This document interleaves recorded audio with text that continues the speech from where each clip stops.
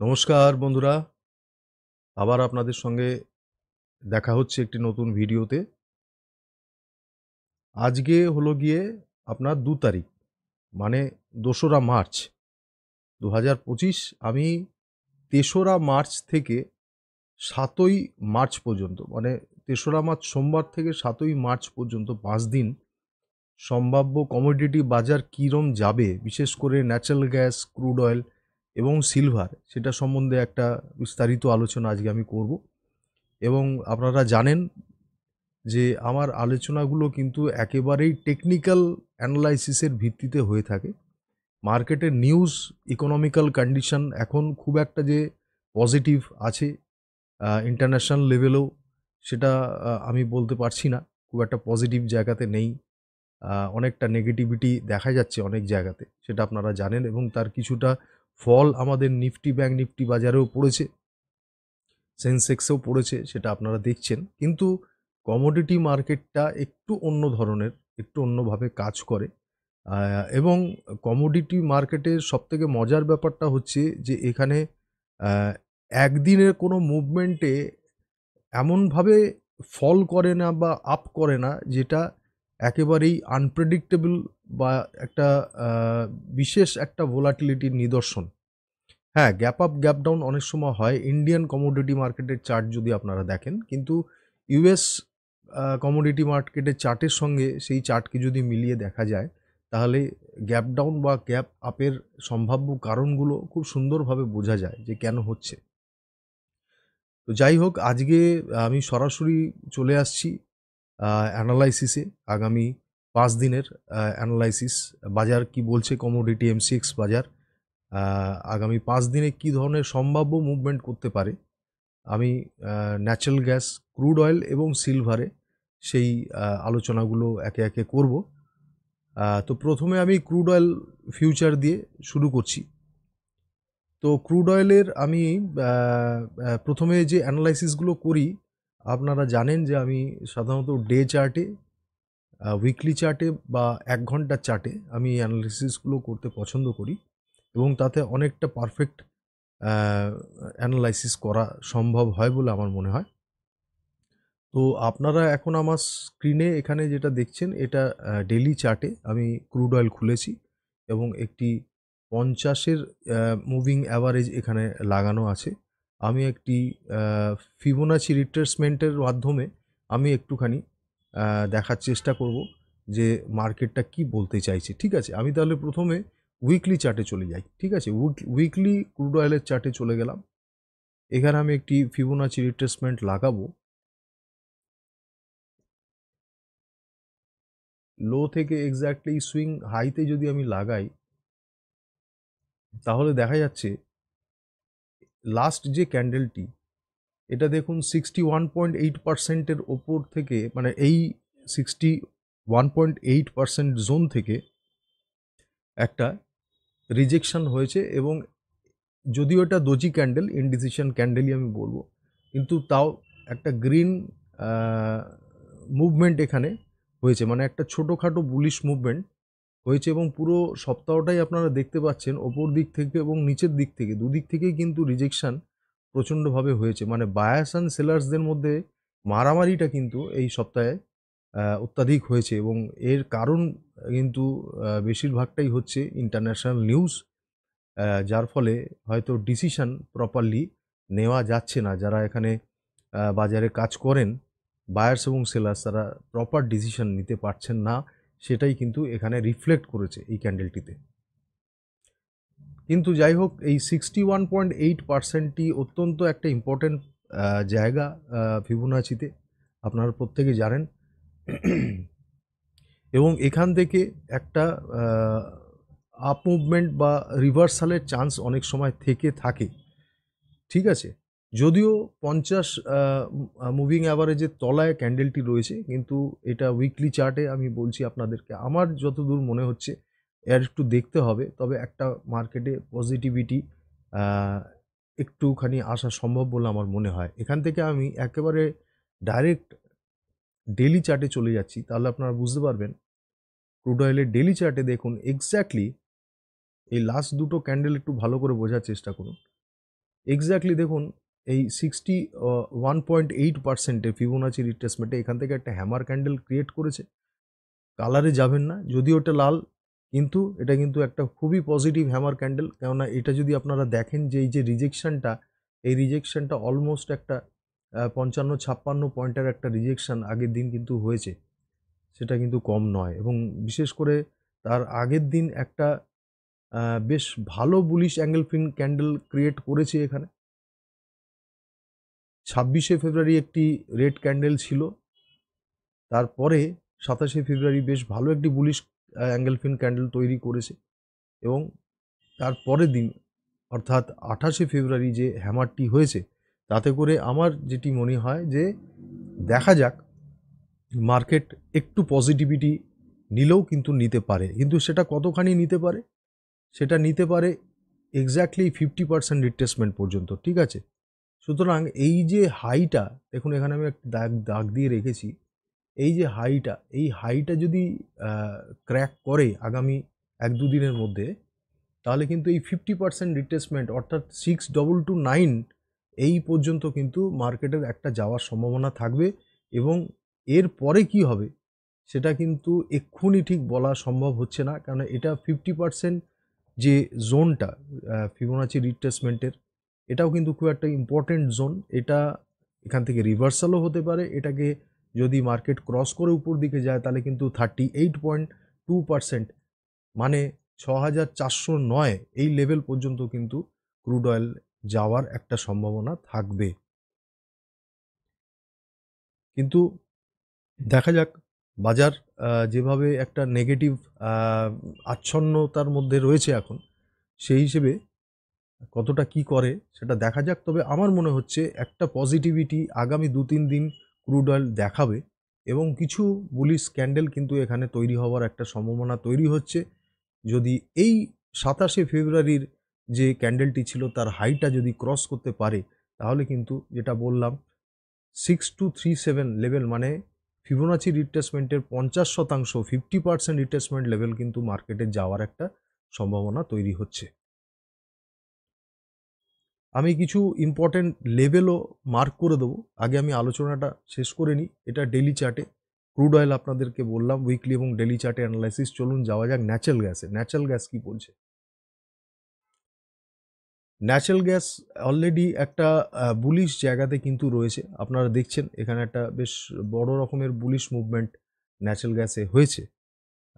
এবং এখানে যদি আমি ফিবোনাচি রিট্রেসমেন্টটাকে আমি যদি একবার প্লেস করি, তাহলে এক্স্যাক্টলি ইনফরমেশনটা, এটা আমি ডেলি চার্টে দেখছি, এক্স্যাক্টলি ইনফরমেশন দেখুন 38.2%-এ কিন্তু মার্কেট এখন জাস্ট টাচ করেছে লাস্ট যে ক্যান্ডেলটা। এবং সেটাকে যদি আমি এক্স্যাক্টলি একবার এটাকে আমি যদি কোঅর্ডিনেট করি এইটার সঙ্গে, এখানে হচ্ছে হাই আপনার 388.6, এটা এক্স্যাক্টলি এইটাতে হাই গেছে 388.6, 388.6,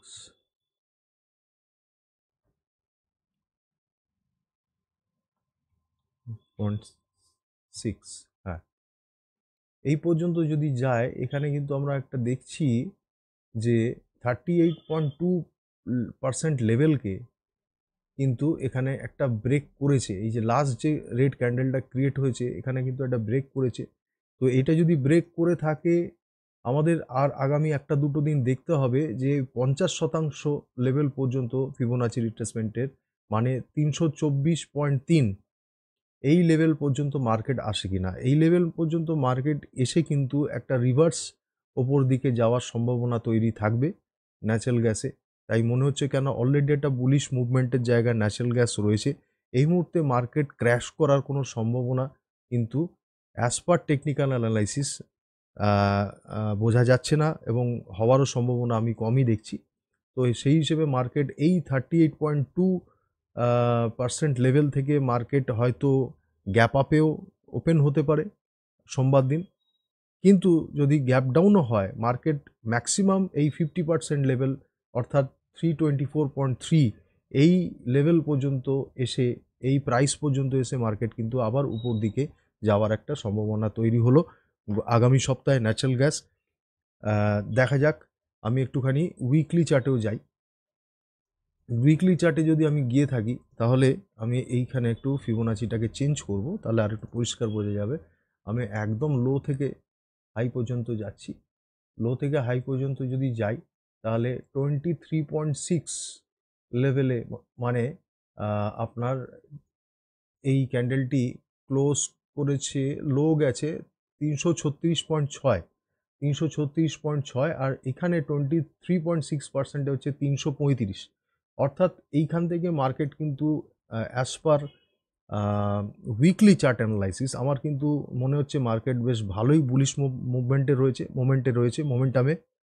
সুতরাং এক্ষুনি ন্যাচারাল গ্যাসে কিন্তু কোনো পতন বা কোনো নেগেটিভিটি আমি আশা করছি না, অন্তত আগামী একটা সপ্তাহ, 5 দিন। তো আহ, সেই জায়গা থেকে আমার কিন্তু ন্যাচারাল গ্যাস বেশ পজিটিভ লাগছে। ঠিক আছে, ন্যাচারাল গ্যাসেরও কিছু ইম্পর্টেন্ট লেভেল আমি আপনাদের দেব, শেয়ার করব আপনাদের সাথে এই ভিডিওর শেষের দিকে। এবার আমরা একটুখানি সিলভারে চলে যাই। সিলভার কি বলছে একটু সিলভার দেখে নিই। চলুন, সিলভার মাইক্রোতে আমি দেখাচ্ছি, কারণ আমি ব্যক্তিগতভাবে সিলভার মাইক্রোটাকে বেশি পছন্দ করি, কারণ এখানে ফিউচারে ক্যাপিটাল লেভেলটাও খুব কম লাগে, খুব কম মার্জিনের মধ্যে কাজ করা যায়। তো সেই হিসেবে ফিউচার এটা অ্যানালাইসিস করাটা অনেক বেটার আমার মনে হয়। আচ্ছা, উইকলি চার্টে, প্রথমে উইকলি চার্টে আমি যাচ্ছি। উইকলি চার্টে আগে যেটা দেখি সেটা হচ্ছে যে, দেখুন, আমি যেটা আপনাদের বলে থাকি এবং আগেও বলেছি যে সিলভার বা গোল্ড এই ধরনের যে কমোডিটিগুলো, এই ধরনের কমোডিটিগুলোতে কিন্তু কখনো কোনো সেলিং অপরচুনিটি আপনারা খুঁজবেন না। ঠিক আছে, কেননা এইগুলো অ্যাসেট কমোডিটি। সোনা রূপো এর দাম কিন্তু ভবিষ্যতে বাড়তেই থাকে। হ্যাঁ, 2-1 দিনের জন্য হয়তো পড়লো বা 1 মাসের জন্য পড়লো, কিন্তু আবার কিন্তু দাম বাড়তে থাকে। এর কিন্তু যে গ্রাফ থাকবে সেটা সবসময় ঊর্ধ্বমুখী থাকবে। সেরকম যদি আনন্যাচারাল কোনো ইনসিডেন্ট যদি না হয়ে থাকে, বিরাট কোনো যুদ্ধ-টুদ্ধ না লেগে থাকে, বা বিরাট কোনো মহামারী আ না হয়ে থাকে, তাহলে কিন্তু এর গ্রাফ সাধারণত ঊর্ধ্বমুখী থাকবে। সেই জন্য আমি সবসময় বলি যে সোনা রূপোতে, বিশেষ করে রূপো, সিলভারে যখন আপনারা কাজ করছেন, অলওয়েজ বাই অন ডিপসে বেশি ভালো কাজ করা যায়। মানে মার্কেট যখন তলার দিকে আসছে, তখন যদি আপনারা এখানে ইনভেস্ট করেন বা এখানে যদি আপনারা ট্রেড করেন, সুইং ট্রেড হতে পারে, পজিশনাল ট্রেড হতে পারে, ইন্ট্রাডেও হতে পারে, সেখানে কিন্তু অলওয়েজ চেষ্টা করতে হবে যে আমার যতটা নিচের দিক থেকে আমি মার্কেটে ঢুকতে পারবো, ততটাই কিন্তু আমার এখানে ভালো একটা প্রফিট কিন্তু আমরা তৈরি করতে পারবো। ঠিক আছে, সুতরাং এখানে আমি আগে উইকলি চার্টে বলি, একটা ছোট করে একটু ফিবোনাচি রিট্রেসমেন্টও আমি দেখে নেব এখানে।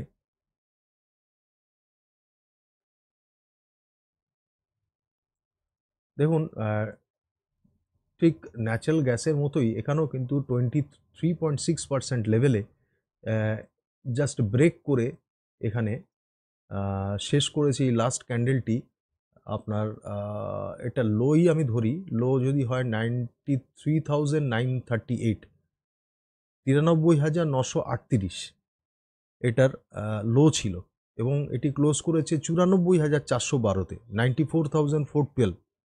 ঠিক আছে, তো এটা একটা খুব ভালো উইকলি ক্যান্ডেলে দেখাচ্ছি আপনাদের। এটা খুব ভালো একটা নেগেটিভ ক্যান্ডেল তৈরি হয়েছে। এই ক্যান্ডেলটা কিন্তু খুলেছিল 98,129, অর্থাৎ 98,129, যেটা আগের যে ক্যান্ডেলের হাই তার থেকেও ওপরে। সুতরাং আগের ক্যান্ডেলের হাইয়ের থেকে যখন পরের দিনকে গ্যাপ আপ হয়ে, সেই গ্যাপ আপকে রাখতে না পারে সেলিং প্রেশার দিয়ে যখন মার্কেট তলার দিকে নামছে, বা পুরো সপ্তাহটা মার্কেট তলার দিকে নেমেছে, যেহেতু ওটা উইকলি চার্ট, সুতরাং এখানে একটা ভালো সেলিং প্রেশার রয়েছে। সুতরাং আমাদের মনে হয় আমাদের এই 38.2% লেভেল পর্যন্ত একবার একটু অপেক্ষা করে যাওয়া উচিত, অর্থাৎ 91,676, 91,676 পর্যন্ত পড়ার কিন্তু একটা সম্ভাবনা তৈরি হতে পারে। আমি আরেকবার এটা ডেইলি চার্টে একটুখানি দেখি, তাহলে একটু ভালো বোঝা যাবে। ডেইলি চার্টেও যেটা আমি দেখছি যে এখানে একটা সম্ভাবনা তৈরি হতে পারে 38.2%-এ আসার, কিন্তু যেহেতু 50 মুভিং অ্যাভারেজ এখানে রয়েছে, এটাও হতে পারে যে এই মুভিং অ্যাভারেজকে টাচ করে মার্কেট ওপর দিকে যায়, কেননা মার্কেট কিন্তু ওভারঅল বুলিশ ট্রেন্ডেই রয়েছে। ওভারঅল বুলিশ ট্রেন্ডে যদি থাকে মার্কেট, সুতরাং কিছুটা রিট্রেসমেন্ট, কিছুটা পুল ব্যাক হয়ে মার্কেট কিন্তু ওপর দিকে যাবে। এটাই কিন্তু টেকনিক্যাল অ্যানালাইসিস আমাদেরকে শেখায়, ঠিক আছে? সুতরাং ভয় পাওয়ার কিছু নেই। একটু ডিপসে যদি মার্কেট আসে, যদি এই লেভেল পর্যন্ত ধরুন 93,660 বা 61 লেভেলে যদি মার্কেট আসে, এখান থেকে আপনারা কিছু বাই করতে পারেন, কিছু লটস। আমার মনে হয় আগামী সপ্তাহে মার্কেট কিন্তু ওপর দিকেই যাবে এবং একটা সম্ভাবনা তৈরি হবে আপনার 98,166, অথবা খুব যদি ভালো টান থাকে তাহলে 99,589 পর্যন্ত মার্কেট কিন্তু যাওয়ার একটা সম্ভাবনা তৈরি হচ্ছে। সুতরাং এটাও কিন্তু অনেকটা বুলিশ জায়গাতেই রয়েছে, কিন্তু আপনাদেরকে বাই অন ডিপস করতে হবে, মানে যতটা মার্কেট পড়বে সেটার জন্য ওয়েট করতে হবে এবং তারপরেই কিন্তু আপনারা বাইং ট্রেডে যেতে পারবেন। সোনা রূপোতে, সিলভার গোল্ডে কখনো সেল করে কাজ করবেন না, ঠিক আছে? তো এটা হলো আজকের ক্রুড অয়েল, ন্যাচারাল গ্যাস এবং সিলভারের আগামী 5 দিনের সপ্তাহের যেটা অ্যানালাইসিস আমি করলাম, অ্যাবসোলুট টেকনিক্যাল অ্যানালাইসিস, এটা আপনাদের সঙ্গে শেয়ার করলাম। এবার আমি 1 ঘন্টার চার্টে কিছু ইম্পর্ট্যান্ট লেভেল আপনাদের সঙ্গে শেয়ার করছি। আসুন তাহলে দেখে নেওয়া যাক যে আমাদের ট্রেডিং জোন, আমি ক্রুড অয়েল সম্বন্ধে প্রথমে দেখাচ্ছি, ক্রুড অয়েল ফিউচার্স, যে আগামী সপ্তাহের ট্রেডিং জোন আমি যেটা আইডেন্টিফাই করেছি সেটা টোটাল আপনার প্রায় 366 পয়েন্টের, মানে এই ধরুন 5976 থেকে 6340 এই পর্যন্ত।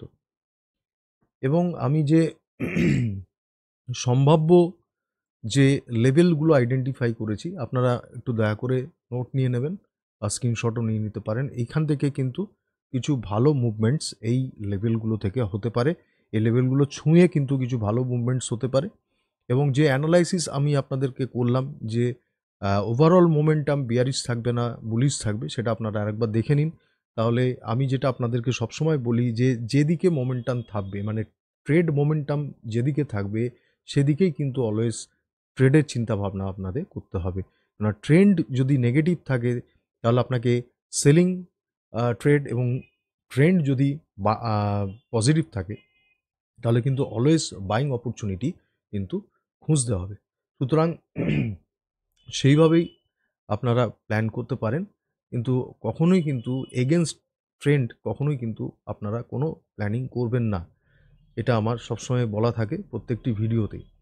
তো এই হচ্ছে ইম্পর্ট্যান্ট। আমি একটুখানি বলে দিই কী কী লেভেলস আইডেন্টিফাইড হয়েছে আমার অ্যানালাইসিস অনুযায়ী। 6340, 6273, 6206, 6165, 6092, 6052 অ্যান্ড 5976। এটা হলো ক্রুড অয়েল। আসুন এবার যাওয়া যাক ন্যাচারাল গ্যাস। ন্যাচারাল গ্যাসের যে ট্রেডিং জোনটি আমি আইডেন্টিফাই করেছি সেটা হচ্ছে 388.9 থেকে 309.6 পর্যন্ত। টোটাল একটা 79 পয়েন্টের কাজ আগামী এক সপ্তাহে হতে পারে বলে সম্ভাবনা আমি দেখেছি, সম্ভাবনা, এবং সেখানে সেই জোনটি আইডেন্টিফাই করেছি, অপরচুনিটি জোন। এবং সেই ইম্পর্ট্যান্ট যে লাইন্স, ট্রেড লাইনগুলো হতে পারে, সেই ট্রেড লাইনগুলো আমরা একবার দেখে নেব, ঠিক আছে? 388, 388.9, 371.9, 365.3, 354.7, 338.7, 329.6 অ্যান্ড 309.6। এই হচ্ছে ন্যাচারাল গ্যাস। এবং আসুন এবার সিলভারটাকেও দেখে নেওয়া যাক। এই যে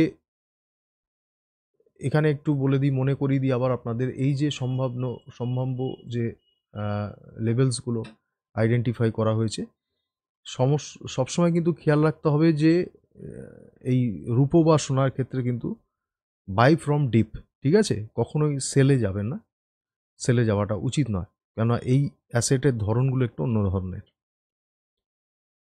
তো সম্ভাব্য সেই লেভেলসগুলো কি হতে পারে, আমি তলার দিকটা থেকে বলি আগে। 92,842, 93,542, 93,974, 95,080, 96,479 এবং 97,522। উপরেও একটি আছে, সেটি হচ্ছে আপনার 99,567। এই পর্যন্ত মার্কেট যাওয়ার একটা সম্ভাবনা তৈরি হচ্ছে।